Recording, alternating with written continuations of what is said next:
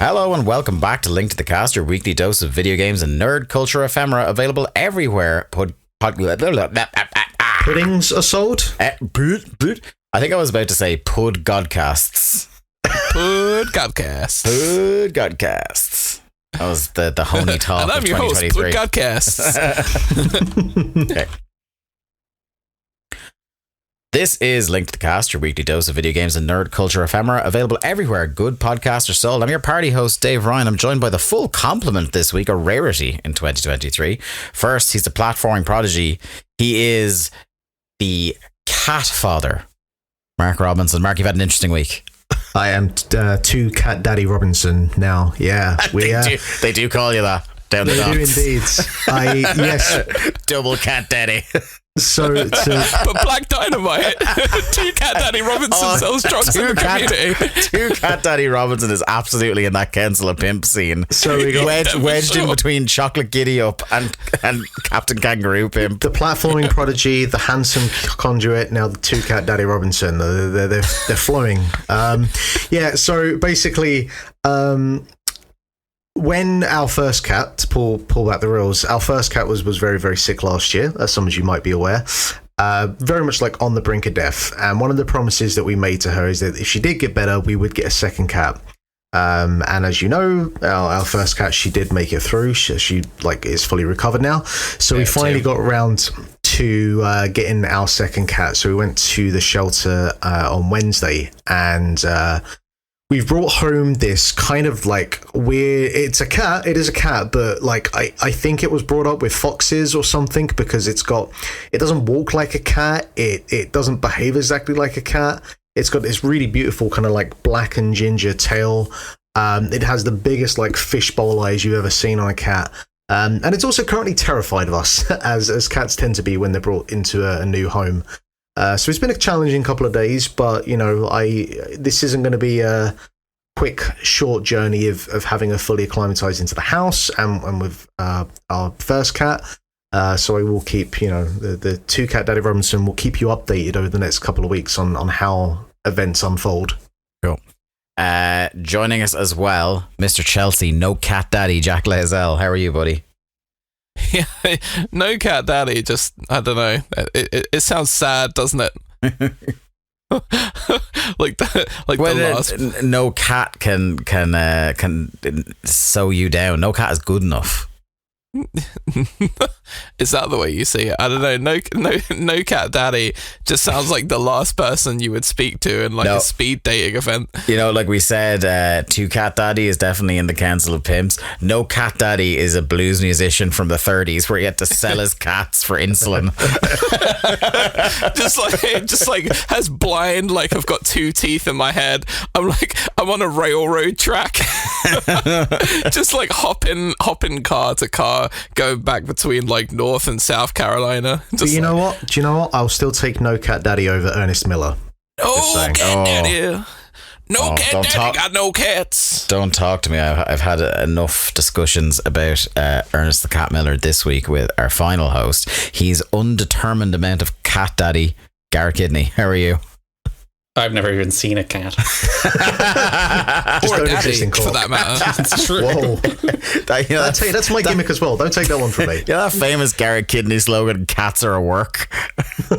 They're a figment of our imagination, pushed on us by Big Cat. Do you watch that Indies Direct this week? There was 17 cats oh my God, in that you're thing. that internet. It's almost like Stray was a very popular game last year. You're that internet birds aren't real guy.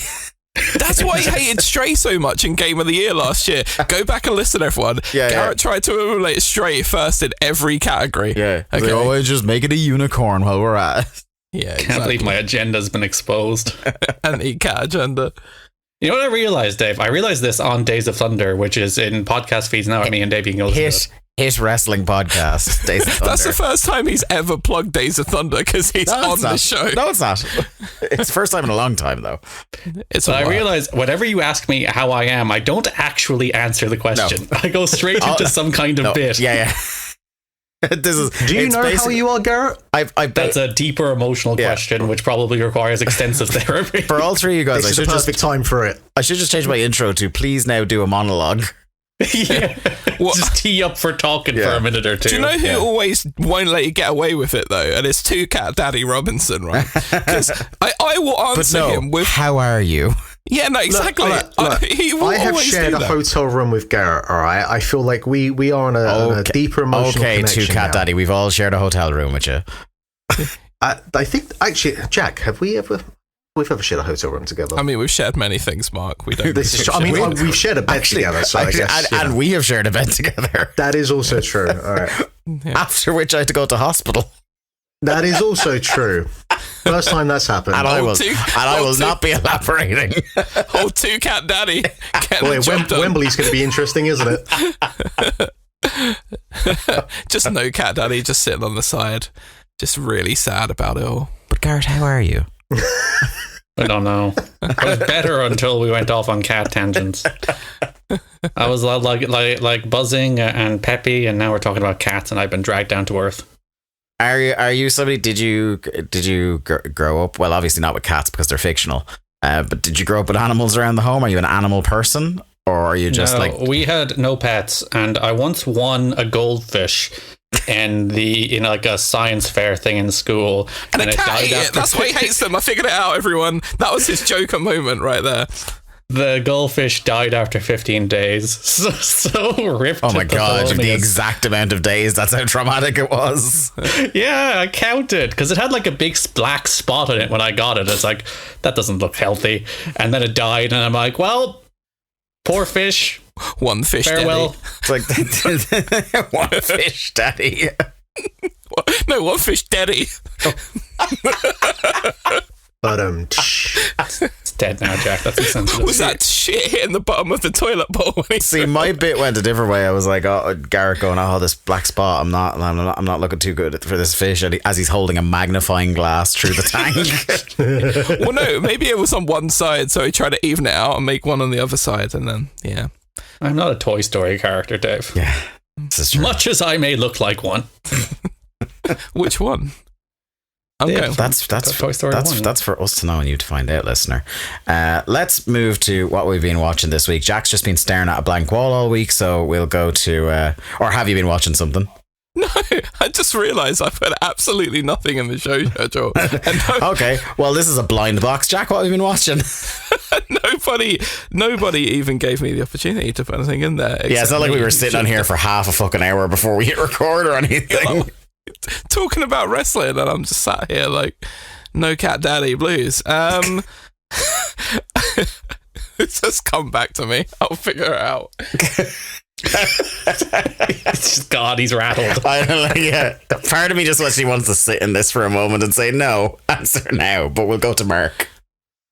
So I threatened last week that before I watched the new Super Mario Bros. Film that I would watch the 1993 classic that is the Super Mario Bros. Film. Big shout out to the Husk. Big shout out to the Husk. I'll give very, very quick thoughts on the new Mario Bros. Film. Now I've seen it.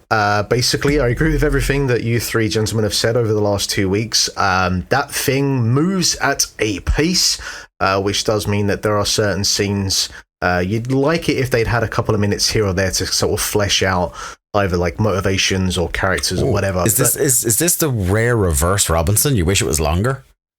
Yes, only slightly though. Only slightly though. I'm perfectly content with it being 90 minutes, but a few minutes here and there I think could have been lended to a couple of scenes here and there. But no, I thought it was tremendous. I might be the high man on. Jack doesn't have a letterboxd account as far as I'm aware, but I know you and Garrett. I've hit 4 stars, so I think I am the high man out of the three of us at least. I think I'm sitting at 3.5. Yeah, I'm also 3.5. It was tremendous. I laughed heartily. They had the Gusty Gardens soundtrack in there. The score is just unbelievable because I was thinking that they might just pull from like the early era of Mario, but they really run the gamut and pulling stuff from like Mario Kart and again like Gusty Gardens. I think they really dipped into the well across the Mario universe, and you should stay at the end. Not like, but the post-credit scenes are what they are. But there's a lovely little Mario medley over the first few minutes of the credits, and it's real good. It's wonderful, and that also compounds on the thing that we've complained about, and Barry's complained about, that the needle drops are just really, they're so on the nose. And as much as I like stuff like Thunderstruck, it's just it's kind of route one for that sort of thing. But it's tremendous. You mentioned Letterboxd. In terms of like the Letterboxd reception, it's one of the funniest I've ever seen in terms of like, so if you're not on Letterboxd, like when you go onto the movies like splash page, there's like a bar graph for like, you know, the proportion of the audience that gave it a certain rating. Like the bars for 3, 3.5 and 4 stars, it's like a flat line. Yeah, like that's like almost everybody has rated it in that range. So yeah, they've that's pretty much the Illumination guarantee, is that you're going to land somewhere in there. I think we'll probably get a sequel. You know, yeah, sure. Seeing as it's made all the money. Yeah, Jesus. So Super Mario Bros. 1993. Now, Garrett, you mentioned last week that you haven't seen this film before, and I feel like I know you enough now that you will watch something if it's bad, but if it's bad for an interesting reason, or is interesting in its approach, even if the execution is botched. I do think Super Mario Bros. Fits that criteria. I do think it's something that you should watch just to see how this train wreck plays out, because this film takes all of about 30 seconds for you to realize that something has gone horribly wrong. And I had completely forgotten this, that it starts with like this botched animation sequence that explains that when the meteor struck, the Earth split into two sort of like parallel dimensions, and one was ruled by dinosaurs and one was humans, and humans evolved from dinosaurs. And it's done over this very botched animation because the audience didn't understand in the test reel, so they put this thing in. One thing I didn't realize, this quick bit of narration at the start is voiced by Dan Castellan. I can't say his name. Dan Castellaneta. Homer. Yep, Homer. There you go. Old Homer himself. Which is just wild. But anyway, so that's dreadful. But there are things that are interesting about this film. For a start, like, keep in mind that this is 1993, and so at this point, Luigi doesn't really have a character outside of he's just the green palette swap for Mario, and in Mario 2, he jumps a little bit higher and he's a bit floaty and can kind of swing his legs around to give you a little bit more distance when jumping. But a lot of the characterization we have with Luigi didn't come until years later with stuff like Luigi's Mansion. But with this, they make Luigi the kind of the core component of the film. He is the crux of the plot. And so it's him and Daisy. And I don't know if this is the first kind of time we have a Daisy mentioned in the Mario universe. I'm guessing it is. But they are the things that drive this story along. And Mario is like this kind of elder brother, almost like uncle kind of character to Luigi. And obviously it's, like, you can argue about whether it's right or wrong, but I feel like at that point in time, because there wasn't really enough sort of character definition between these two, you could go that way, and it was a reasonable approach to go with. And so I think that with that, and the fact that Bob Hoskins and John Louis, I can't say his name as well, because I've never John actually heard Leguizamo. I've never heard his name pronounced in real life before, so anyway. I'm really sad Mark did not take on Leguizamo there, just to see where that would have gone. Leguizamo. I think, considering as well that they have both said during years since that they were both absolutely hammered during the production of this, they both give very professional performances, and as you would expect from Hoskins, and they are, like, for what this film is, they're totally serviceable. But the biggest issue with this film is that obviously it's the first of its kind of a video game adaptation. But the problem is the directors, the writers and everything, they have no idea who to market this film at. We're not at the point yet where we've hit the PlayStation and we have the sort of video games being targeted to a slightly more mature audience. So you would think that this film would just completely cater towards kids. And there are elements of it in terms of, like, you've got the henchmen in Iggy and Spike Cooper, who are played as complete dorks as henchmen to President Cooper, played by Dennis Hopper, who played the bad guy in every 90s film, and he's terrible in this. But then you have, like, the Mushroom World. The way that they have interpreted it is it's basically Blade Runner. which if you was to give me 100 different ways to interpret the Mushroom World, Blade Runner would not hit any of those 100 attempts. But this is the thing that they go with. And I think part of the reason that they also lean so much heavily into the dinosaur stuff is Super Mario World was based in Dinosaur Land, but obviously the early 90s we were very much in that dinosaur craze. This film came out 2 weeks before Jurassic Park, which is one of the many reasons why this film comparable bombed. Cinematic efforts. Yeah. One of the reasons this film bombed is because of that. But they definitely tried to lean into the dinosaur craze, and the film it doesn't work because it's just at that point, and even to this day, like, yes, Yoshi is a dinosaur, but the way that they kind of present Yoshi in this film, they went completely off the wall with it. And while I can appreciate the fact that they went off the wall with it, in the grand scheme of things, it was just incredibly misguided. What's interesting is that basically Nintendo at this time, when they were presented, because people went to Nintendo and said, hey, we'd like to make a Mario film, and here's the script and blah blah blah, and they just went, go for it, whatever, we don't give a fuck.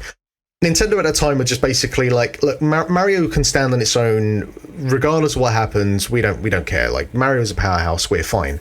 Which would never happen today, and probably quite rightly so. So, and probably as a direct result of that. And also, yes, I would imagine that has something to do with it as well. And it's kind of like Street Fighter. It's a fascinating mess of a film. And it took the third attempt with Mortal Kombat for them to kind of clock onto how to translate the source material to something that would work on screen, and not just here's some characters and we'll just fucking do what we want with it. It's a fascinating mess. It is watchable though, and yeah, I don't know, Garrett, I'd be so fascinated to see what you would make of this thing. It's bad, it is bad, but it is an interesting kind of bad. I'll watch it someday. Also, Daisy came from the 1989 Game Boy game Super Mario Land. She's Princess of Sarasa Land. I was not aware of that. All that passed over me. But yeah, they do little things like that. Like there's a character in this film called Toad who doesn't have any representation, and obviously, you wouldn't have a character that would look like Toad, but they just have someone that's called Toad just because you need to have someone that's called Toad. And it does feel like someone went through all the list of characters and it's like, I'm surprised it wasn't a Birdo randomly just named by someone. Yeah, it's weird. It's interesting. The production's actually pretty good for 1993. Outside of like the dodgy green screen and whatnot, but it's just, God, what a weird film. I'm kind of sad that video game adaptations don't get this weird anymore, but... Listen, with the amount of money this has made and the amount of success HBO has had with The Last of Us, I guarantee you that there's a bunch of development studios knocking down the doors of any IP owner in video games right now, being like, can we have it? Can we have it? Can we have it? So we'll probably get some. Yeah, but I just don't think any of them will go as left field as this, because I think it's part of because it was the first one of these and they didn't know what audience to cater to or how to translate that 8-bit, 16-bit graphical presentation to the live action screen. I don't think you could get anything that would be so wildly incoherent as this against the source material. But yes, everything. We'll probably get like an Overcooked HBO series next year. Who the fuck knows? Probably be great too. I'd watch the shit out of that. Donut County. If you turned Overcooked into like a reality show, like based on like Overcooked mechanics of passing things across kitchens and running into it, that would probably rock. I could see Overcooked as like a fake animated reality show, like drawn together, or something like that. I like a Hell's Kitchen send up. I'd go for that. I would definitely go for a Donut County animated show. I would absolutely go for that. Give me more BK. All day. I was going to say gritty HBO drama for Donut County, to be honest. It's the whole Dave. It's making stuff disappear. What's happening? Let's go Garrett next, because this one intrigues me. Power Rangers! We got any big Power Rangers fans in the house? End of chat. I'm cutting out whatever else Garrett says from here on out, just to warn everyone. Just add me saying Power Rangers to the middle of conversation. It's like, and Garrett, what do you think? Power Rangers! I am building a Garrett AI, so that will be the first thing I do. So Netflix this week have released a 1-hour special, The Mighty Morphin Power Rangers Once and Always, which is a sequel to the original Power Rangers series. Well, I guess technically it's a sequel to Power Rangers in Space, because if you know your Power Rangers lore, you know the OG Power Rangers storyline goes all the way up until the end of Power Rangers in Space. So before they start spinning off. And even then, they do like Dino Thunder had Tommy in it, and they did a bunch of like things where the old characters came back. They did that over and over again through the Power Ranger series. But this is like a full sequel to it with a bunch of the characters, but not all of them. Obviously, some of them have passed away. Tommy passed away last year. David, Jason, Frank. Jason, David, Frank. Yep, that's the one. David, Jason, Frank. Just one of the Power Rangers walks up. He's like, "Kush, dude. Oh, Billy, you Wally. You plonker white Power Ranger." And also the actress who played Trini passed away as well. So the story of this one is that there's a new character, Trini's daughter. Trini's actually killed in the first few scenes of this movie. Jesus.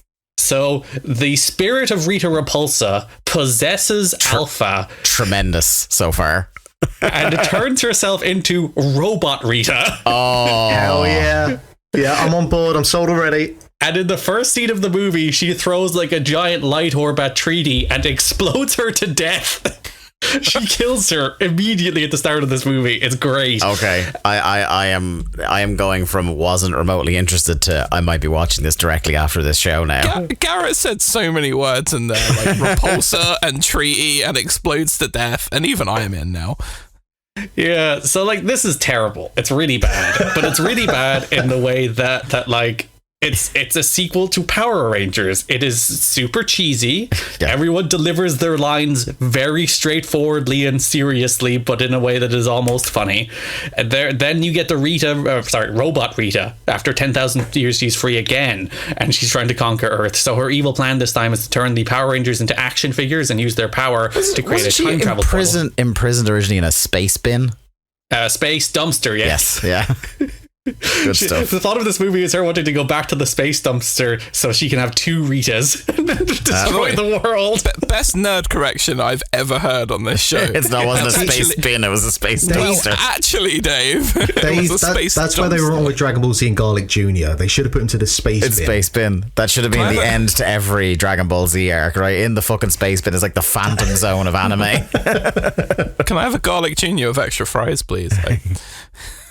So you have a bunch of Power Rangers back. You have the person who played Billy, the person who played Zack, the person who played Rocky and Catherine, and then you have a new person playing the Yellow Ranger. They also have like some Space Rangers, but they don't do anything. They just show up in like cameo appearances, and they don't say "Let's rock it" and morph in space, which is all I wanted out of this movie, frankly. Like Garrett, I just need to ask though, with the Yellow Ranger, do they keep the continuity of casual racism, and is she Asian? Well, she's the daughter of an Asian character, so she kind of has to be. Right, fair enough. Just wanted to clarify on that. So, like the first 2 minutes of this movie involves all the Power Rangers morphing, then standing in front of a scenic backdrop, which an explosion happens as the Power Rangers theme song sets off, and they run in slow motion and start fighting. And that's all you could possibly want out of this. There is some truly diabolical CGI toward the end, because if you watch the original Mighty Morphin Power Rangers, all the Megazord fights are done with models, and they're blowing up model cities and their toys fighting essentially. Well, isn't all of that based off of like whatever Japanese show they siphoned all the fight sequences from anyway? Which isn't the case here, I don't think. I think all the stuff is original here. Yeah. But yeah, all of the Power Ranger series are based off Japanese shows, which is the reason they generally try and make it make sense, but there's times where it just absolutely doesn't. Because Japan is an exceptionally weird country with exceptionally weird television tastes. And even for the sake of a North American children's show, there's like, we got to dial some of that weirdness back. Yeah. Sorry, go on, yeah. Yeah, CGI, absolutely awful. It becomes an animated show, basically, when the Megazord fights. It's so funny. You will howl laughing. If it had transitioned to anime sequences, it would be fucking rad. It would actually be cool if they were just like, this is just animated, because doing it to try and make it look like a real Megazord is far too expensive. Okay, I have, unless it's too spoilery, I would like you to answer if the following people are present. Okay. Iconic 90s figure Ivan Ooze. I was going to ask that question as well, goddammit. there is no Ivan Ooze. Scariest thing I'd ever seen in my 6 years of life to that point, Lord Zed. No Lord Zed. Oh, and I think the final one, the true stars of Power Ranger, Bulk and Skull. They are not in it, but Have they been cancelled? They haven't been cancelled, have they? They haven't. They've been in a few of the more recent series as well as like side characters, but they're not in this. But there is a moment where they appear in like a background, and they also play just a little bit of the Bulk and Skull music thing as it happens. So it's like it's like, oh yes. I tried to search to make sure that they hadn't been cancelled for anything, and came across they have a joint Wikipedia page, because of course they do. And I had not known that these two men have actual full in canon names. Would you like to hear them? Oh, of course. Eugene Skullovich and Farkas Bulkmeyer. Bulkmeyer? Yeah. Tremendous. Skullovich and Bulkmeyer, attorneys at law. According to Wikipedia, the duo provided slapstick comedy relief to the franchise. The duo came with their own theme. That's a bit of a stretch. Do you remember they had their own leitmotif? They had their own like little music that would play under their segments. Yeah. It is described as, allow me to use the exact description that somebody from the show described it as. It was to be a musical combo of Skull's whiny laugh and Bulk's, and I quote, fat guy tuba. Show's so good. Yeah. I might actually watch that. I'm taking it this film is about what you'd expect then. Oh, if you have any nostalgia for Power Rangers, you'll have a good time. It's not a good piece of... It's worse as a piece of art than the Mario movie. When I heard... like, some of the performances are awful. Some of the line deliveries are truly terrible, but you'll have fun with it. It's no surprise that most of these characters have probably... all these actors haven't done much since the mid-90s. You can make a decent amount of money off being a Power, especially like the peak nostalgia years. But there's so many like Power Morphicon and all the conventions and all that. You can make good money on the circuit being a Power Ranger. What I'm saying is that those performances weren't leading them towards Hollywood. I mean, the one with the most success in acting was Amy Jo Johnson, who did not answer the phone for this. So, like, that goes to show. Her character is technically in it. Just like Jason and Tommy are also technically in it. Amazing. It's the classic because they can morph. It's like Kimberly, and it's just the Pink Ranger running around not saying anything. They're just doing like Paul Walker after he died in Fast and Furious, where he's like just off screen doing stuff for 2 or 3 movies. Yeah, they get kidnapped early in the movie, so they don't have to explain it. But it's like, no, Tommy, you've been kidnapped. That's why you're not in the movie. Yes, I guess because like it's supposed to be a feel good reunion thing. You don't want to be like. Well, they killed off Trini. I guess, they exploded her. Yeah, they literally blow her up. She's She's like she jumps to save Billy and gets exploded, falling off a cliff. That's amazing. Fucking metal. It is. Yeah, it's fucking metal. I have a couple of things. I was going to mention like very quickly. I'm rewatching King of the Hill from the start for the first time ever. Because I watched it like first run. I watched the first few seasons, and now I'm kind of, because I'm so easily led by what my friends are watching on Twitter, as Garrett well knows. Our friend Zig started rewatching King of the Hill, and I followed suit after first being disgusted that at some point it was just taken off Disney Plus. So now I have to go and purchase it online. Which becomes more annoying then when you realize there were far more seasons of that show than I thought. There's like 13 seasons of it. It ran until like 2010, which is wild. But that show is like has a timeless, funny quality to it. In a way that like how the show lampoons, conservative Christian life in this small town in Texas, is weirdly prescient again. With some of the stuff they're lampooning in it. The one character that I think is seen in an entirely different light in 2023 is the man who at the time played up for Yucks as being a crazy loony conspiracy guy, Dale Gribble. That's an interesting character to think about in 2023 when a lot of his super fringe things that are supposed to be the most ridiculous things you've ever heard of are often now mainstream Republican talking points. It's good stuff. Makes you feel real good inside. The other thing I've been watching that I again wanted to mention quite briefly, I don't know why the compulsion came over me. I saw it on Disney Plus just popping up in the what to watch next kind of section they have there. I was like, I haven't actually watched this movie since I saw it in the cinema. So I watched Deadpool 2 last night. Huh, you know what? It's not very good. I don't think I've seen that since it's not good. That's not very good. No? It is, apart from a couple of scenes that are very entertaining, it is the scene where he forms the X Squad, or what does he call them? Yes, X-Force. X-Force. Who, again, and it's a great bit because X-Force is a run of comics that are very popular and very successful. So they do X-Force and then, all of them get fucking murked. And it's all you should have seen it coming because they're all guest cameos. They're not going to be sticking around. It was Terry Crews, Rob Delaney, Brad Pitt. Fucking what's his name? I didn't realize the time because he wasn't a huge deal. Peter Skarsgård. Peter Skarsgård is one of the people, or Bill Skarsgård. Which one is Pennywise? Bill. Is it Bill? Bill. Bill. Yeah, Bill Skarsgård. Yeah, so many Skarsgårds. Bill Skarsgård is the dude who spits the acid breath. I just would not have clocked him at the time because I didn't know who he was. So that was funny looking back. But apart from that scene and maybe one or two others, I think the Deadpool bit, especially with the way everybody is going meta now and fourth wall breaky, I think it has aged pretty poorly. I think the Ryan Reynolds of it all has also become somewhat exhausting. Yeah, when he was doing that in Deadpool, it felt new and fun, and then he continued doing that in all his other movies, and you're like, all right, stop it. And part of the reason that his career had kind of cratered until that Deadpool movie was because he was largely also that character and everything before that too. With the one except, I very much do enjoy his Harold and Kumar cameo. That is great. But it's just the humor is not great. I think because of how bright and comedic the whole thing is, what's lost in it is a real phoned in Josh Brolin performance as Cable as well. But part of me thinks that because a lot of the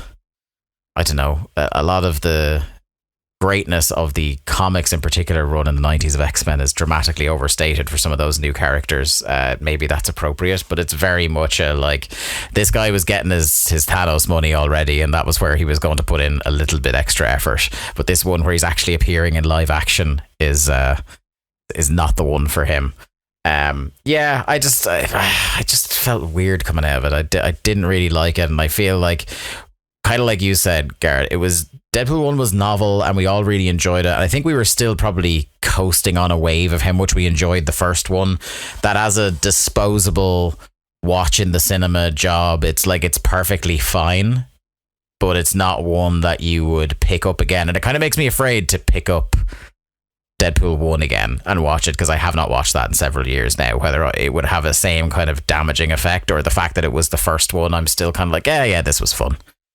Also, the action isn't nearly as fun in it. There's one cool scene with a prison break that leads to a running bit about Deadpool calling Cable racist because he killed the character Black Tom, who is very much not black. That's a fun running bit. There's also loads of speaking of the 90s X-Men comics, there's loads of jokes in about how shit some of them were, and real brogues put into Rob Liefeld in particular because they were who came up with this guy? Somebody who can't draw feet, which is a thing that people have beat that guy over the head with for 30 years, and rightfully so. But yeah, Deadpool 2 not great as it turns out, although I would like to see Domino in more things. She was great. Domino was cool. You said no great action scenes. The scenes where she ends up in that truck, I remember being pretty cool. But now you're looking back at it, and I had not really noticed how bad the CG is. Oh right, it's real not good. Just leave it in your brain, Jack. Just leave it happy in your mind. Yeah. Bad CG is the Batman symbol for Mark Robinson to come in here and comment. So I feel Mark, you should rewatch this week. And let us know how bad the CG is. I did the thing I always do when I can't remember how I felt about something, so I searched my tweets for it, and I sent the tweet, Deadpool 2 is Minions for bros. I think I'll stand over that. Yeah. I mean, yeah. I don't. I both don't understand that tweet and understand it in the very center of my soul. That sounds like Garrett was in an awkward phase of tweeting where he was like, I want to say something funny. I want to be profound and funny and interesting, and I've given up on all of that. Literally, like, half my brain is like, yeah, I absolutely get that. And half of me is just like, Garrett was just saying words when he tweeted that. Yeah. That was ChatGPT's first ever tweet. Yeah. I'm pretty sure at the time I found Deadpool 2 to be just like aggressively okay, and I don't have the reverence for Deadpool as a whole anyway because I'm not a comic book person. No, I even in the comics I think he's extremely fucking annoying.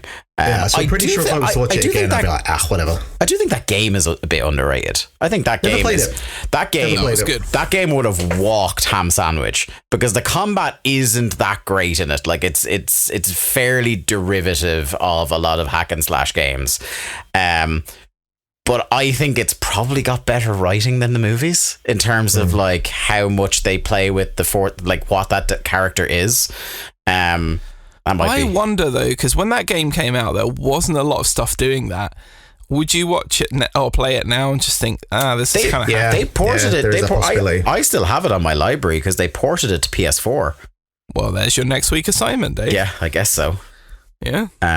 While I go and actually turn on my PlayStation and see if I can download it from the library, I'm going to go to Jack, who has scrambled and found what he was watching this week. Yeah, I was trying. Do you know what? It's because I didn't go see a movie last weekend. I watched Chelsea get beat by Brighton, and I was literally too depressed to leave the house for the whole rest of the weekend. So that was me. But what I did watch... I feel like I'll be in exactly the same position in a few days. But, well, quite possibly. What I did watch is the first 2 episodes of what started off as a sort of dark comedy show in Barry, but now has gone very... just dark, I would say. Like, dark, twisted, and dramatic. And Bill Hader, like, I feel like every time I see him in this show, he unlocks a new level of acting. He's playing a character who, I don't want to spoil the show too much, but he's in some trouble. He's in a real rough patch. Things are not going well for him. And it's just this sort of glimpse back and forth between his complete psychosis of the situation he's in, like he's imagining these like hyper realistic scenarios, which almost is allowing Bill Hader to show off not only as an actor but as a director, because there are some really haunting scenes in this of like panning back and forth between different moments and different periods of his life and different like fake scenarios that he's imagining himself in before he lands back in the sort of twisted, broken reality that he's ended up putting himself in. But this show's, aside from NoHo Hank, who is the ultimate comedy go-to, I think, in Barry, and has just like just a really fantastic moment of presenting his evil plan with his lover Cristobal, who was the head of one mafia clan, and NoHo Hank was the head of another mafia clan, and then all of their henchmen died and they fell in love. That is the story of those two, and they are essentially trying to convince another mafia clan to join forces with them in a bowling alley and walking around them like while there's like all of these video game machines going off and stuff, and there's this brilliant like circular panning shot of the two of them overlapping and then talking like one person switches to another as they're doing it, but clearly just for the comedy value. Bill Hader left in like NoHo Hank like running around the table, and it's like very like oddly kind of vaudevillian in its sensibilities, but it stands out completely because, you know, there's only so much you can do a kind of joke dark comedy show about a guy who's actually a serial killer before things have to get pretty serious and pretty dark and incredibly introspective and visceral, and that is exactly what the first 2 episodes of this were. And I'm just on complete tenterhooks to know where this show is going, because it's so Oh, it's so well written, and it really does blindside you at times when you think you kind of have a handle on where things are going to end up. And it's not like swerves. It's not like where it does a thing where it's, okay, this is completely out of the ordinary. It just does some really hard-hitting, really tough stuff to kind of swallow and absorb at times. And there's a lot of the time where I'm just like holding myself back, like, because you know something horrible is going to happen and you can feel it. And yeah, again, I've heaped praise on him before on this podcast about this show, but really Bill Hader is like one of the most underrated actors, directors, everything that you can possibly throw at, like a true Renaissance performer. And this show is just basically allowing him, it's like his fucking Emmy reel, his CV is all just implanted into this in Barry. And two episodes in, and they're doing the kind of back to back. And HBO has Succession and Barry ending, and they're ending in roughly the same thing. And I always feel this about these really great HBO shows where I'm like, God, that's ending. Where are they ever going to find another show like this, that, or the other? And I just know they will, as long as they stay afloat, because the people running that show might as well be running a fucking clown farm. Yeah, I was going to say, they're very against HBO as a concept, it seems. So yes, but somehow creativity does prevail in all of its glory. And Succession and Barry going head to head on Sundays. Because the corporate are too busy putting their foot into a bucket to figure out, like, interfere with the creative. Well, people keep buying out people to like own HBO, or like, because like you've got the AOL Time Warner thing, and then it's like a company purchased a company who purchased a company, and now that company owns HBO, and it's the most convoluted and odd just succession of corporate American greed and bullshit that you've ever seen. I see what you did there with Succession. Well done. Yeah, thank you. And then within this, there's like this sort of like flower growing out of this massive pile of shit, and it is the creative brilliance of the people that HBO allows to thrive in a visceral manner, and Bill Hader and Barry is definitely one of those. And God damn it, Dave, please just watch this show. I've been banging on to you for years about this now. Yeah, I don't know. The bit is pretty good at this point. The bit is good, but I mean, at least wait till it finishes. Yeah. And then just go through the whole thing, because it's just a fucking brilliant show. I don't know, Mark or Garrett, if either of you have ever watched Barry or sat down and tried to watch it. Nope. Oh, it's a really great show. I can't. Busy watching Power Rangers. Well, that's why I'm glad Dave came to me last, because like there's a lot of joy and fun and silliness to be had with Power Rangers, but this season of Barry is like, I mean, it's gone pretty dark, lads. But yeah, originally when it started off, again, it's a bit like the conversation we were having last week, Garrett, if you remember, where it's like comedies that then end up becoming dramas, but this has done that in quite a natural way, and always with the subject matter, like it's a serial killer, he is the central figure of the show. How are they going to make that funny? They do find ways of doing that, but things have gotten pretty dark and serious now. And yeah, just as weeks unfold, I can't wait till I see this. And shout out to the other Barry that I want to mention, the Barry lad, friend of the show and Twitch superstar. I know he is watching this as well, so I think the only other person I know that watches Barry as obsessively as me is also called Barry. Is also called Barry. What a fucking show. The ego. In my head, that is the only reason he watched it. He was like, wow, lads, they've named the show after me. I'm going to start watching it. That's why I only watch repeats of QI and Will I Lie to You. I was waiting for that to land with Jack. God damn it, Jack. Because they're all on Dave. Oh, God damn it. God damn it. I have not. Do you know what the last No, it's fine, Jack. It's fine. I'm not appreciating my time. It's fine. I got the joke, David. That makes you feel better. Thanks, Garrett. I appreciate your silent appreciation of my gag. I was just nodding. A little polite chuckle would have done the job. If you said enough of that on Days of Thunder. Audio format, god damn it. If you said reruns of Top Gear, I would have thrown my head back in laughter. But I genuinely do not know what's on Dave right now, because I have not watched Dave in over a decade. And the last time I was watching Dave, I should have hit Top Gear because of your famous saying Jeremy Clarkson did nothing wrong. No, he's right about everything. Flawless victory to that man in life. Exactly. He's got a farm now. He does, and I have been told several times that show is good. But I have also, said that it also stars Jeremy Clarkson. So, Okay, so video games.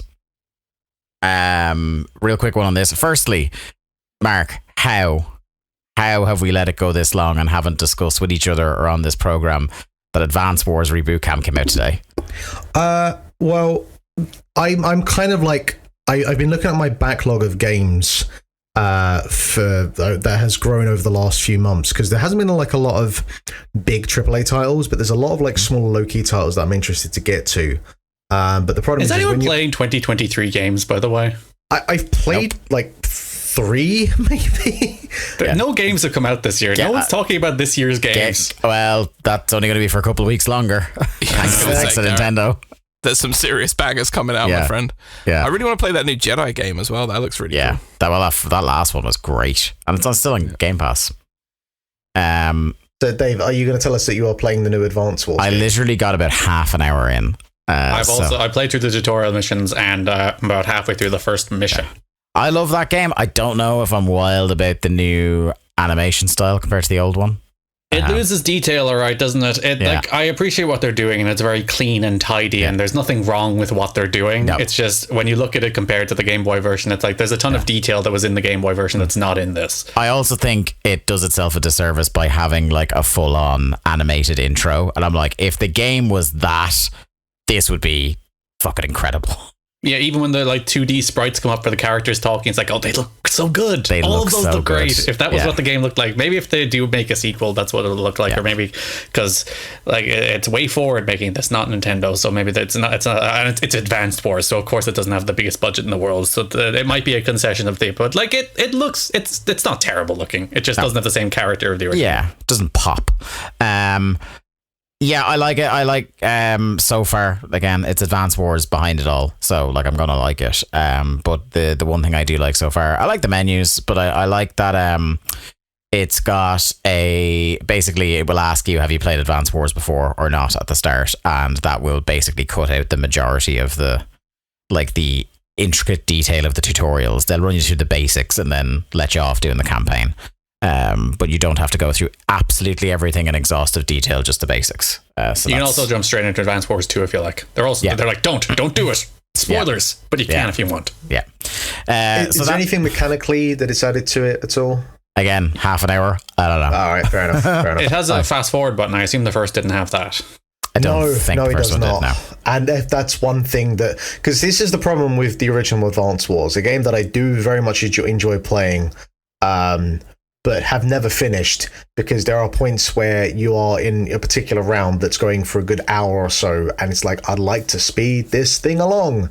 So a fast forward function is greatly appreciated. Because like it is Intelligent Systems, they're not making this one, but obviously they made the original, it's their design. So like there's the two sides of them between Fire Emblem and Advance Wars, and there's a lot of things they learned and implemented in Fire Emblem over the years that you would have liked to see them implement in Advance Wars as well, except Nintendo stopped letting them make the game. Mm-hmm. The other game I've been playing, still Elden Ring, my friends. Still Elden Ring. It's a good game, isn't it, Dave? Isn't it a good game? The thing, it just knocks me out, the scale of this game. Like, this is scale on a level that I can only think of comparably The Witcher 3. Like in terms of it's not just scale, it's not just size, because lots of games have size. Yeah. It's like the sense of authored scale. It's like when you go to corners of the world and it feels like there is something there and something put there, and it's all deliberate. It all feels deliberate, as opposed to we just AI generated a very large map. And like multiple reveals of incredibly large areas you didn't even know were there. And some of which are entirely optional. Yes. Like the majority of the ones I've gone to are all optional. Because I know where the key bosses are supposed to be for the rest of the game, and like I literally have done all the key bosses now before going on to the capital. If I want to, I can go straight to the capital and start the end game. I've collected, you have to beat 2 shard bearers, don't you? Yeah. To move on, and I have beaten 3. So like I could head on, but again, my determination to beat all 238 odd bosses will keep me from doing so. I intend to platinum this game. So I think basically all you need, if you're going to beat all the bosses, the only thing you need apart from beating all the bosses, you don't even have to beat all the bosses to get the platinum.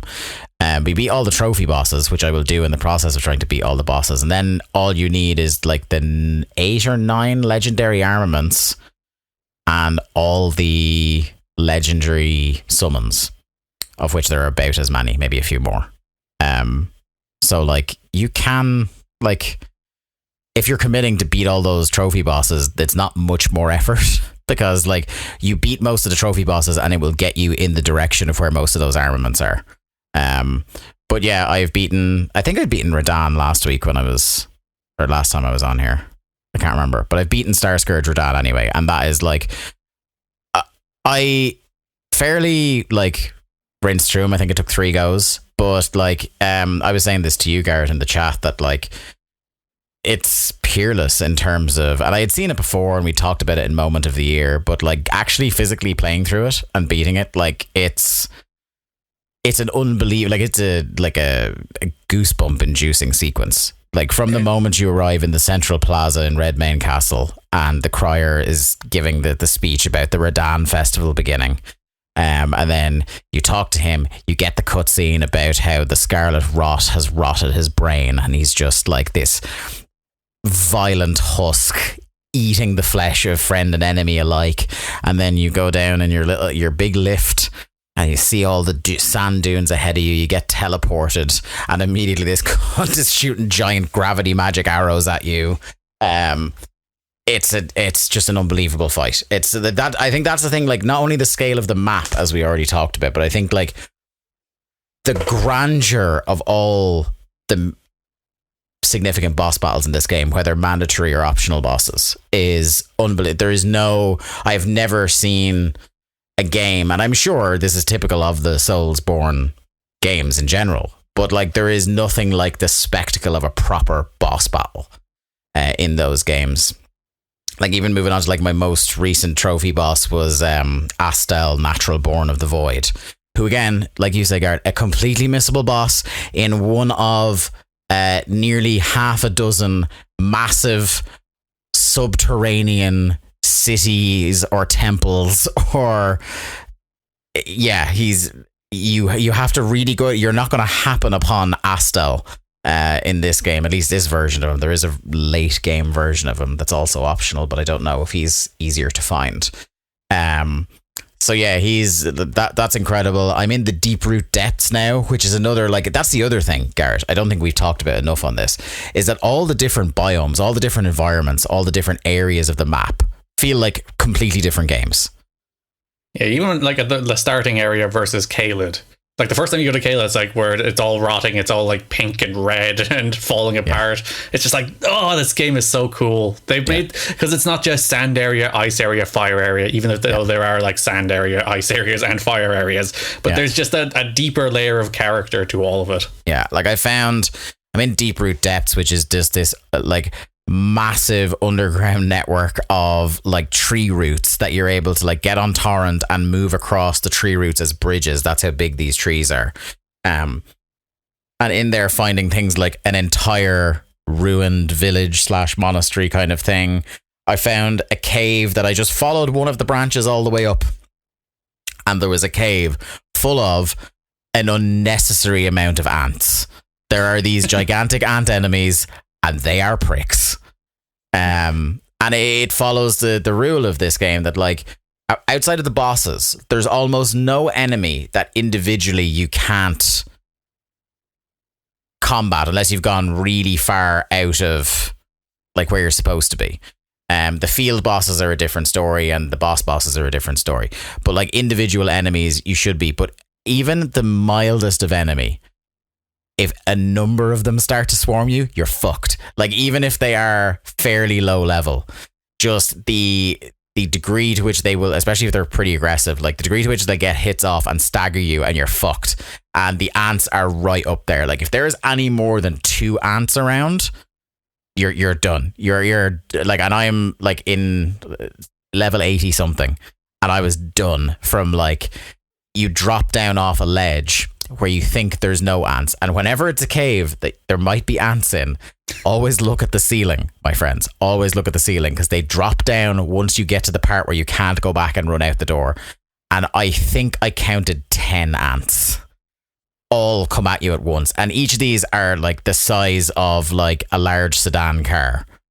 And yeah, it was bad. But tonight, after this podcast, my next boss, I'm right at the grate before him, is Lich Dragon Fortisax, which is my first major. I've beaten dragons. I've beaten, I think, 3 of the dragon field bosses, Akeel and Limgrave, the Glintstone dragon up by Rani's Rise, and the decaying Exikes in Caelid. So Lich Dragon Fortisax is my first like beefy boy dragon boss. I'm not hugely looking forward to that. You beat the dying dragon? Oh, the gigantic one that just like lies there in Dragon Barrow. Yeah. There's like this enormous dragon that's like, it's bigger than anything apart from, I think, that final 2-headed dragon, Placidusax. It's basically like a city-sized dragon. Yeah, he like pretty much divides the map in Dragon Barrow. Like it takes a minute to get around him. That's how big he is. But he's just lying there dying, and nothing tells you can attack or kill this dragon, or that he won't fight back. But you can just, if you cheese it, like if you just stand there, and it does take a while. Well, depending on what level you are when you get to that part of the map, like you are just stabbing and stabbing and stabbing and stabbing. But it's like a freeze, like 80 or 100,000 runes. It's something crazy for like a boss that does not fight back. And it takes so long, it just feels sad. Like there's no way you can kill him. If you kill the dragons around him, he loses health too. Yeah. But if you just walk up and you don't have to kill the dragons, as you said, you can just stand there and you hit him and you realize he has a health bar. And then you're like, what if I kept hitting him for 10 minutes until he died? And if you do, he just dies. You just sadly, very slowly kill that poor dragon. Yeah, most of the dragon fights are like when they're not these couple of really beefy boss boys. The field boss dragons are largely the same fight, but I did have problems with the ones in Caelid because you get elemental dragons later on. You go in the game, and the one in Caelid, the Decaying Exikes, breeds Scarlet Rot, which is the fucking worst. Yeah, as a general rule, I didn't have too much of a problem with the dragons, but all of them, if they just get you with the wrong attack at the wrong time, you're screwed, you're dead. It's a classic microcosm, like the dragon thing is a classic microcosm of what you always say about the wall, Garrett. Like once you figure out how to beat a dragon, it is the wall, brother. Once you figure out how to beat a dragon, you'll beat almost all of them. Yeah. Because it's the same strategy, and they have mostly the same attacks. Like each one has its own kind of like special little twist. Like again, the rot one has its own way of spreading the rot in a circular motion. But most of them do the tail swipe and the jump up and swipe down and the breathe fire or whatever they're breathing in a big radius and stuff like that. So you can kind of time out attacks pretty well. I'm also starting to get a bit better at parrying, which I thought I was going to have to get through this without, because I'm shit at parrying in most games. I did. I'm just like, nope, not going to parry, not going to shield, just going to attack and dodge. But being able to parry a little bit with my shield has made Crucible Knight fights trivial. The only one I haven't mastered yet, because I've only come across one of the Crucible Knights with the spears, but the Crucible Knights with the sword, for the most part now, I'm just rinsing them and they don't get a hit in on me. Yeah, I love Elden Ring. I appreciate us still doing 10 minutes like every 3 weeks just to give Jack a nice little nap. I need to do this. It needs to be public accountability for Elden Ring so that I will actually finish it. But between McGee knowing now I'm deep into the game and him begging me to stream, which I will never do, I will never stream this game, because anything approaching like some sort of like routine I'm in and like focus will be gone out the door if I have a stream and I know I'm being watched playing it. Just add me on PSN, Miggy, if you haven't already, and just watch the trophies pop in. That's the closest you're getting to a live stream from me, buddy. But yeah, that is your Elden Ring update for the week. What have we got next, Mark? So yeah, there's this game that you may have heard of called Super Mario Bros. From 1985 that I got the hankering for after coming back from the cinema all hyped up on that Mario train. It's a game I haven't played in forever, and I genuinely couldn't tell you before playing it this time if I'd actually ever completed it before. I want to say I have, but it's just like, if you ask me, have I completed Super Mario Bros. 2, 3, the Game Boy, 6 Golden Coins, Mario World, I could say yes to all of those immediately. But the original, I just don't remember. So I figured that I would cross that one off the list. And And then I immediately after that started playing Super Mario World as well. And we've mentioned on this podcast before, or at least I know I have, about there are certain games, they're all from the NES apparently, with the likes of Super Mario Bros., the original Metroid, the original Link, Legend of Zelda, where they are unequivocally, in terms of their influence and what they've brought to the industry, they are standard bearers. But you go back and you play them, and you realise that, well, they're kind of a bit rough around the edges, and it would take one or two sequels for them to really perfect the formula where you had your timeless games from those franchises, whether it's a Super Metroid, a Link to the Past, or you can argue about whether it's Mario Bros. 3 or Super Mario World. But that original, and the thing with this is that I find it very difficult to know how to review if we're using a 5-star rating, I have no idea how to rate these games. I put one up today on Backlogged. You can follow me at Lithium Project on Backlogged. I gave it 3 stars because you can argue that the game is a 5-star game in terms of its influence, what it means to the industry, and everything else, and you'd be right. But you go back and you play it, and I think a part of it is because I immediately started playing Super Mario World afterwards. And Super Mario World for me is still like the greatest 2D Mario platformer. Like, just nothing will come close to its creativity. It's, there is a nostalgic tinge to a lot because it's the earliest Mario game that I really remember playing. But I just think that original Mario Bros. Game, it's a little bit slippery. It's a little bit, the level design isn't quite there yet. It's pretty kind of basic in terms of its layout. And it's perfectly serviceable to play still, but as soon as you start playing it, something doesn't quite feel right. I push back on it doesn't feel right. I think it feels different. And when you come in from different Mario games, which do have like a more broad, like consistent way of playing them, whereas Mario 1 doesn't, which was very funny. If you remember, do you remember Mario 35, the Battle Royale game they released? Yeah. That game was based on Mario 1 physics, and it was so funny to see all those players who are used to like a different feeling Mario die on the first jump because Mario feels different. It does. If you go from one to the other, it just doesn't feel right. It's difficult to actually go straight from especially backwards. If you go from 1 to 3 and then on to they're totally different games with that specific part there. Yeah, those that way makes sense. But whereas if you go the other way, if you go from like world to back to 1, it's like, oh, this feels weird. His jump is different. He hangs in the air differently. The momentum is different. I still think it plays like remarkably well relative to nearly any other NES game. Like, it's not the case that you're like, oh geez, I'm suffering through this and acknowledging why it was important at the time, but it's not a pleasant thing to play. I think it is an utterly pleasant thing to play still.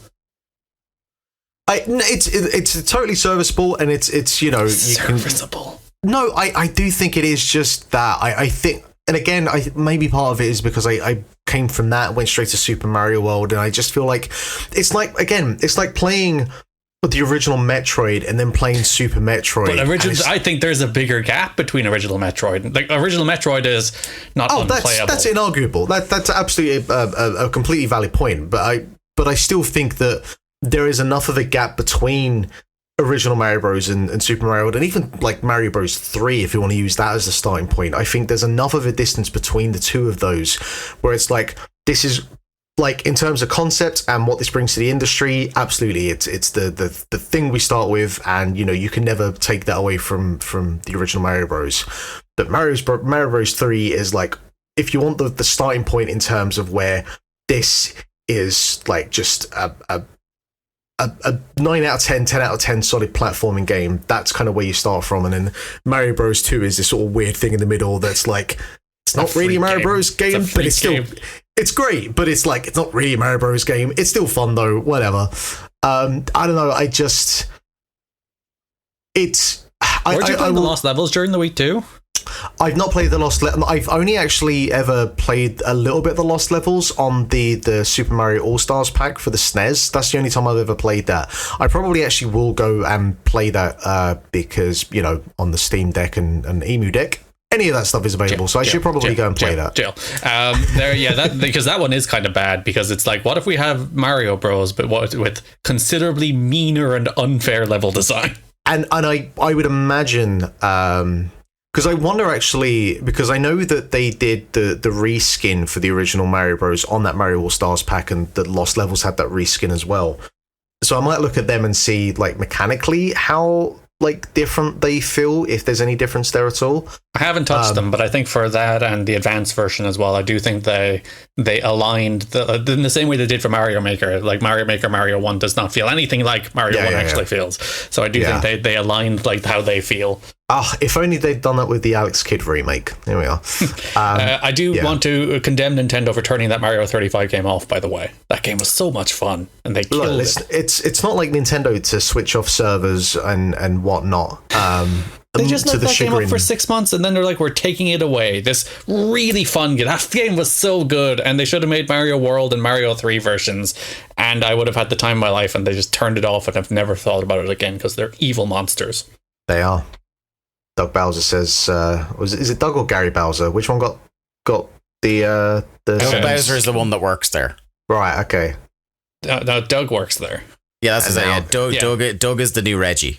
And Gary owes them for the rest of his life. Servitude to Nintendo for the rest of his life. Yeah. That seems fair.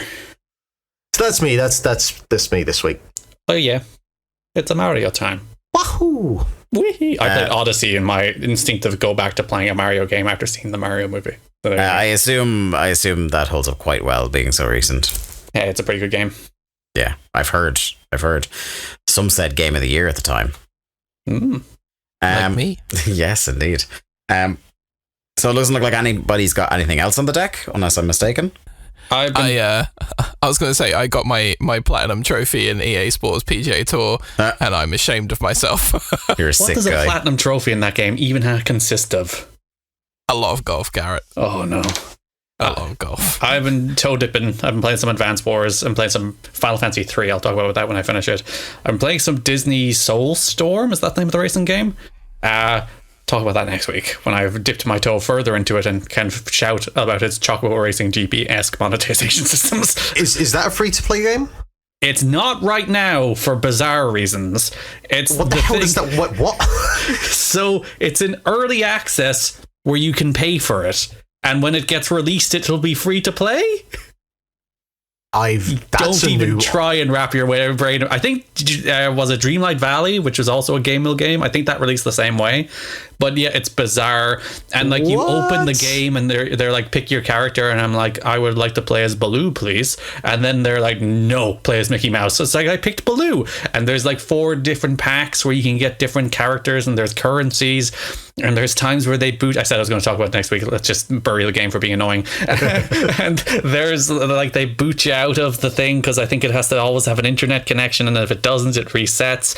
And your characters like level up and shit, and they're like the levels or the race courses have recommended levels, and I'm like, you're a Disney racing game. Just let me pick a character and go around a course with some happy visuals and music. And the most frustrating thing is it actually plays pretty well.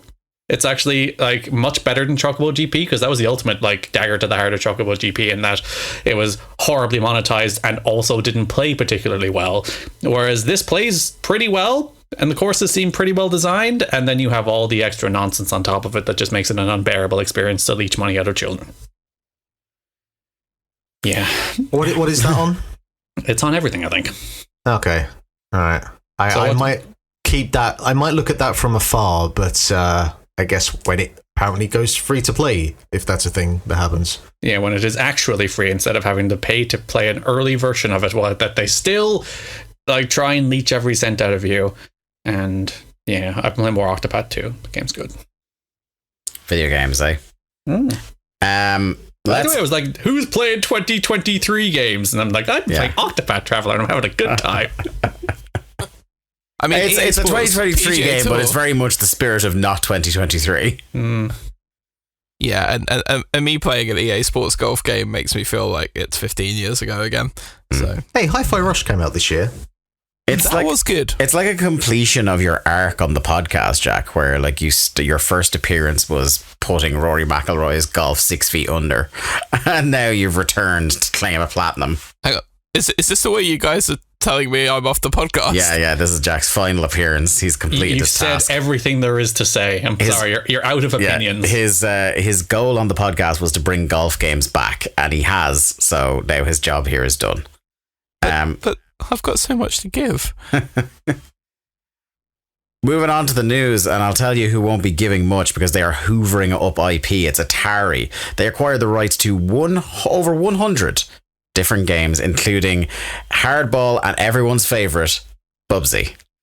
So there is no pay money for perfect. Bubsy. There is no perfect sentence or combination or partnership than Atari in 2023 and Bubsy. Atari and Bubsy in 2023 being together is very much like when two people in the old folks' home like meet each other and start a relationship. It's like, look, they've got not gone long left, but I'm happy for them. You know, Atari has whipped out its wallet and snapped up the intellectual property rights to over 100 retro games from the 80s and 90s, including Bubsy, Demolition Racer, and more. Specifically, Atari's new acquisition spanned the PC and console game catalogs of publishers Micropose, Infogrames, Acclaimed, with Atari now also owning the Acclaimed trademark. Sadly, the company hasn't shared a full list of the retro IP it now owns after the most recent splurge, so there'll be no time for lengthy bouts of nostalgia here, but its announcement did at least call out the aforementioned Bubsy and Demolition Racer alongside Hardball, 1942 Pacific Air War, F-117A, and the F-14 Air Combat series. This just seems to be like... This seems to be the running bit, Mark, of like publishers that don't really make stuff anymore themselves. It's just we're in the IP hoovering game, the THQ Nordic tactical approach, if you will. And don't forget the Atari hotel chain of hotels as well. Their terrible headphones. Yeah. Atari in the 21st century is... that everything we say on a near weekly basis about Nintendo being weird, Atari are the weirdest video game. Nintendo are weird, but they still have an enormous amount of money coming in every year. They still make good games. Yeah, Nintendo are like good weird, where it's like, you want a HD version of Ocarina of Time? How about you consider VR, but cardboard? Like, that's Nintendo's weird. That rules. My only presumption, playbook. My only presumption I can take from this is that the Atari 50th anniversary celebration from last year, which was very well received, I can only imagine Atari like, this is us back in the good graces of people. Let's just find everything from the 80s that was on an arcade machine, and we'll make the Atari Collection 2 next year or something. Mm-hmm. Not realizing that people weren't exactly clamoring for a version of Bubsy in 2023. Except Jeff Gerstmann, obviously. Naturally. Atari did put out a console recently, didn't they? I know they were going to. I feel like that's something they announced. Yeah, I feel like I remember us covering an announcement of that, but I did this, and this is the state of Atari, is that I can't tell you for sure if that thing came out or not. That's how far away from anything like the radar there. DCS? Yeah, it was like the wood panel thing, wasn't it? It's the Atari out.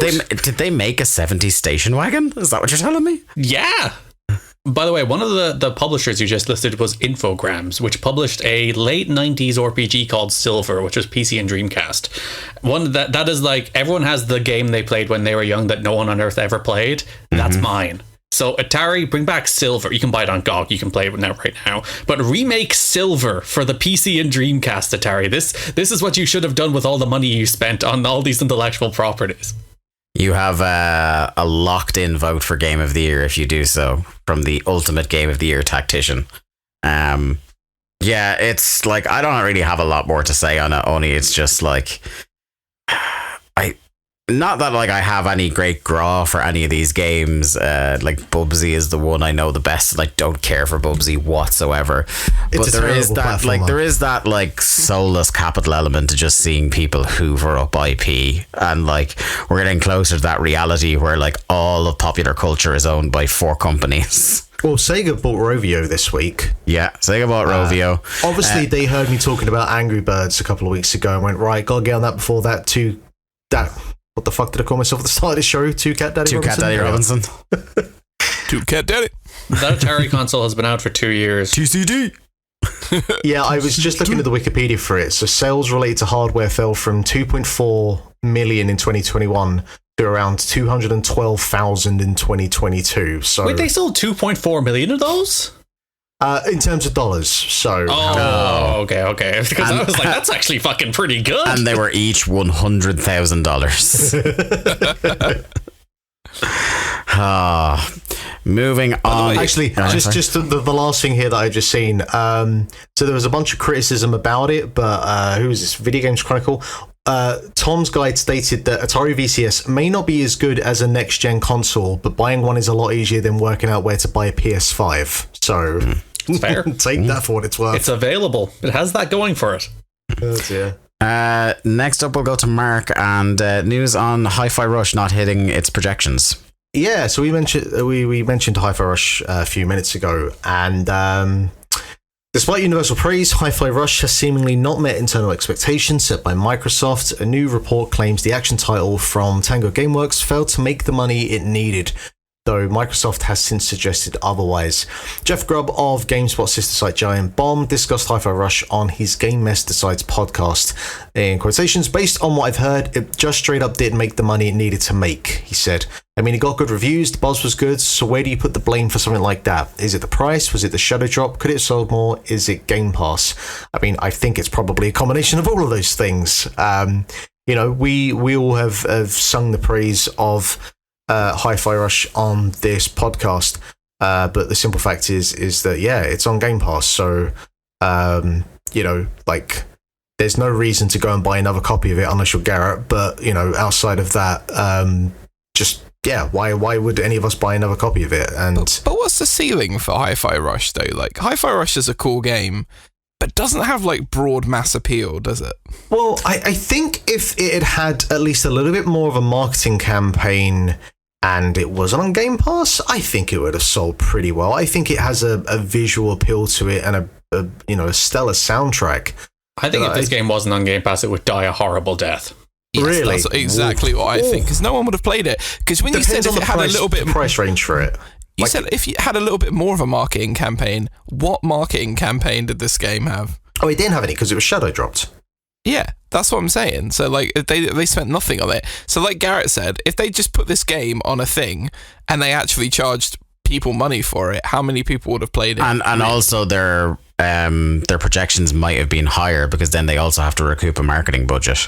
Yeah, that's They have to actually tell people about the game.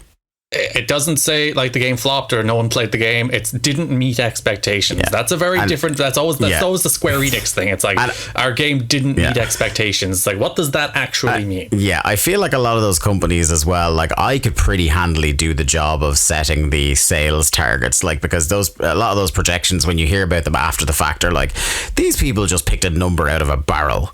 They're never realistic relative to the game they're talking about, but But I mean, whatever. I will say this: I think that if the game had, and even if it had been shadow dropped, and then this is pure hypothetical speculation, but even if the game had shadow dropped and wasn't on Game Pass, I do think that because of the very, very positive reception of it, the fact that there were very, very few games out at the start for the first quarter of this year, I think you can make a case that there's the word of mouth feedback that gets to the point where people will be like, oh yeah, this game sounds really good. It's got Zwan in the soundtrack. Yeah, I want to go and play that. But again, because it's on Game Pass, I'd say a significant portion of those people that may have heard that this thing was good and wanted to go check it out, well, they still don't have to buy it, unless you're absolutely desperate that you want to play this thing on Steam Deck, but that goes back to what does that mean to Microsoft then? Sure, yeah. If a thing is a Game Pass hit but sells nothing on Steam or individual copies on Xbox, it's what does that mean to them? Is that good? Yeah. That also, a bunch of Game Pass people played it and enjoyed it and talked about it? Yeah. Also with the word of mouth thing, for the word of mouth thing nowadays to get significant amounts of traction with like everybody's voice being out there on the internet, like you also need a significant amount of people to buy it at the start and play it, because like one or two, you know, quote unquote tastemakers playing it and talking about it isn't enough anymore. So if you are charging for it, like you are running that risk that you put like, a wall in front of the word of mouth, basically. Yeah, you put the word of mouth, people aren't even going to play it. So you like can hand it to like your Jeff Grubbs or your two cat daddies, but there's no guarantee. It's an impossible what if scenario, I guess. And I mean, this speaks to like, you know, none of us know exactly what the overall strategy is for Microsoft with this, because, you know, we've never had anything to this scale in the games industry, a subscription of this scale. And, you know, with the amount of studios, the amount of money that Microsoft have poured into this thing, you know, like you could make the case that they could, kind of like with WWE, in that they could have all of the content on the network, but then stuff like WrestleMania or even the pay-per-views would be things that you still would have to buy. And you know, you can have the conversation about whether they've cannibalized money off the table because of that. You could say, you know, maybe Microsoft, yeah, they could have like loads and loads of these smaller scale things on Game Pass, but stuff like Halo Infinite or Forza would be things that you still have to buy, and the kind of risk reward of how much they're cannibalizing into profits because of that. And, you know, maybe there'll be a retrospective in 10 years' time about this, but for now, like, no one knows how much money Microsoft has sunk into this against how much money, however you want to break down where that money is coming from, if it's literally just the subscription sales, if they are recouping that money back. It's also worth noting Microsoft have denied this report. Yeah, there is that as well, but, you know. Yeah. Allegedly. Yeah. Do you know what, though? Like, speaking as somebody who was, like, for quite a while a forecaster, like, a lot of the idea of shaping and creating a forecast, a lot of it you are basing on kind of previous sales history, and it's such a nebulous thing when it comes to video games, because if you've got like a video game, say like a FIFA, you know roughly what the shape of the sales is going to be for that every single year. So you think, right, well, if we spend this much more on marketing, that converts to X more percentage lift, and then you can build a forecast shape of a sale for exactly how you think something like FIFA will sell, or a Call of Duty, like, because we have year in, year out evidence history of how these products sell. Hi-Fi Rush, I can't say that I've played a game like this for a long time, and they obviously have sales history of things that they kind of shadow drop, or things that they, you know, put on Game Pass and promote for that week, or do any of these things, and they think that will attract X amount of people. But realistically, you've got no comparison and no stick in the ground to be able to build a heads up sales plan. And like Dave said, you might as well just put a bunch of numbers on some paper and then rummage around in a dustbin and pull one out, because it's probably going to be about as accurate as what you're going to do if you kind of try and project it accurately with data, because I don't think the data exists to be able to pigeonhole and accurately forecast a product like this, which in the more modern climate anyway, in the last 10 years, is quite a unique style of gameplay, I would say. But I don't know what anyone else thinks about that. But like, apparently 2 million people played it, which is on Game Pass. It seems like a decent Game Pass success. But then you also, you can't really do the math of, well, how many of those are existing Game Pass players who played it, of which then the game generated $0, and then how many of those are people who signed up to the service to play the game, of which then the game did generate dollars. But like, as Dave says, the forecast, like, if you said, will this game released into Game Pass sell 100 to 200,000 copies, I'd be like, maybe, probably not, and that's a low estimate. Yeah.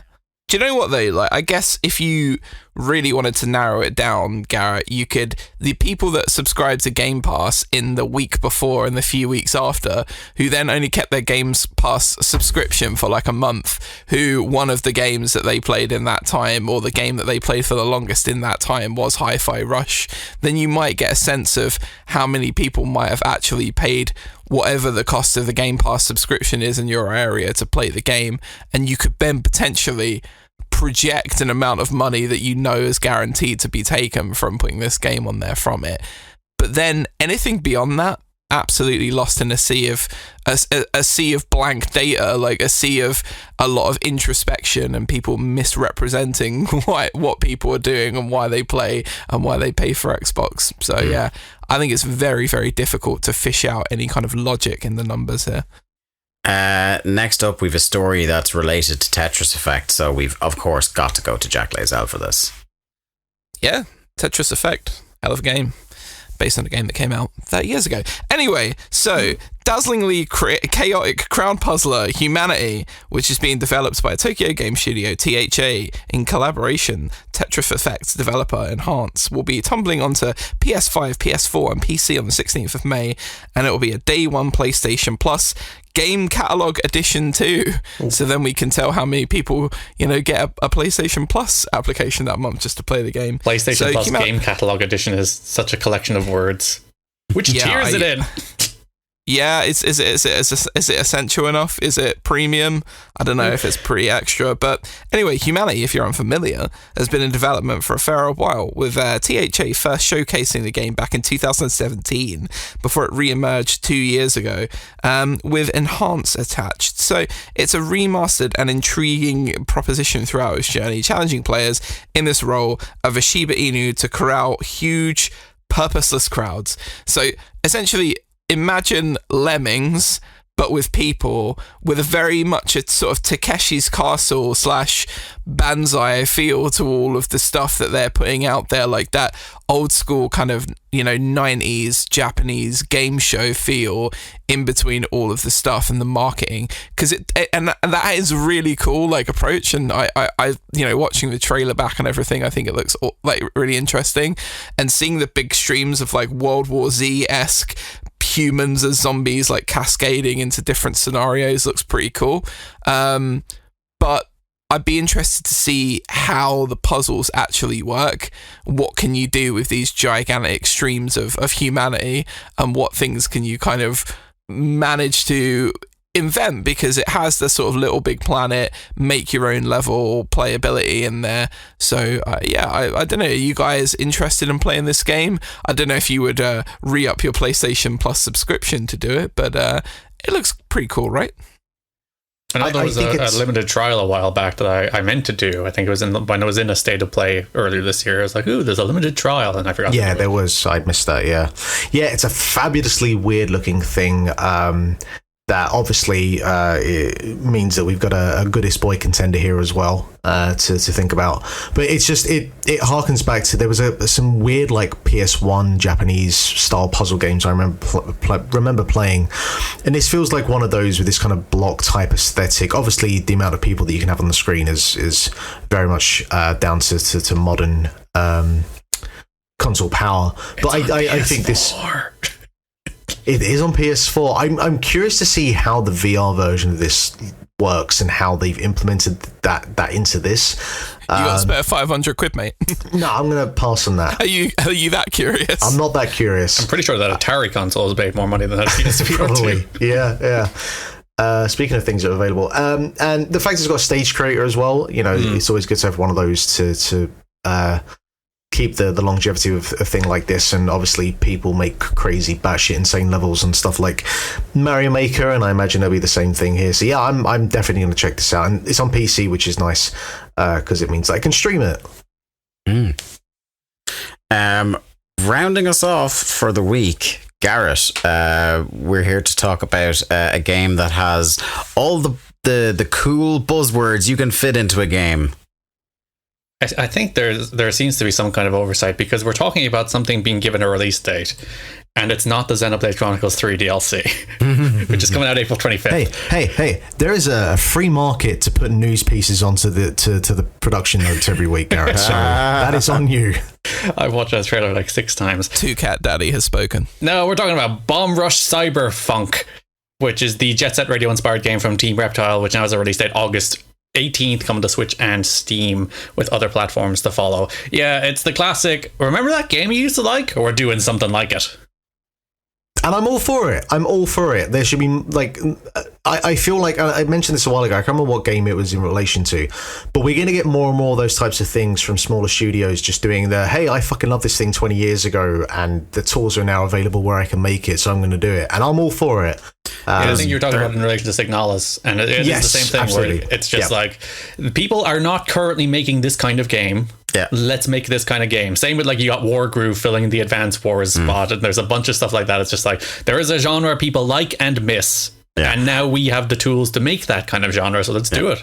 I prefer people making original games all the time, but one of those exceptions is I think more people should rip off Jet Set Radio, because, like I said, you're the high man here on Jet Set. Because like periodically you get games that have flashes of Jet Set in it. Like I remember Umurangi Generation a couple of years ago that was on PC and Switch. They had a vibe. I am a huge fan of Sunset Overdrive, which has like some elements of that in it as well. So yeah, this one is circled in the diary for me. I'll be trying this, and it's got. You want to talk about style? Like, this is a style game, and hopefully it's not completely style over substance when we get our hands on it. Fingers crossed. Yeah, and this was released, the release date information was part of Nintendo's Indie World Showcase that had a bunch of other stuff like Teslagrad 2, Oxenfree 2, some other 2s. Oh, no I'm Hollow hyped, Knight, though. I'm hyped for Oxenfree. I love that first one. Yeah, it's coming out later in the summer. Oxenfree is tremendously underrated. But anyway, on that note, Silksong, just like Justice League, they don't exist. They're not real until I see them hit the shelves. Listen, Microsoft just like cats, promised, as far as Garrett's concerned. There's so many cats in that indie world. There was like 7 cat games, including Minico's Cat Market or whatever, which does look like a cool game. But Microsoft promised last year, Mark, that every game in their showcase is coming out in the next year. And while yes, they've already broken that promise with Starfield, I swear they're going to stick by the biggest one. The biggest one they broke the promise on. Anyway, one of those promises that you're like, the second it came out of your mouth, it's like, that is a lie. You are lying to me right now. You don't know you're lying right now. You were well intentioned in this lie. You might know. But you have a good idea that is a lie. Yeah, you know it's not a mortal lock, at least. Anyway, on that note, let's draw close to another episode of Link to the Cast. Thank you all very much for listening. At Link to the Cast is where you need to go on Twitter to keep up with the show, see when the new episodes are posted, chat to us about what we've been talking about on the show and what you'd like us to talk about on the show. Individually, I'm at the Day to Dave, Mark is at Lithium Project, Jack is at Jack Lazelle, and Garrett is at Garrett Kidney. Thank you very much from all of us, and we'll see you again next week. Bye bye. 2Cat Daddy.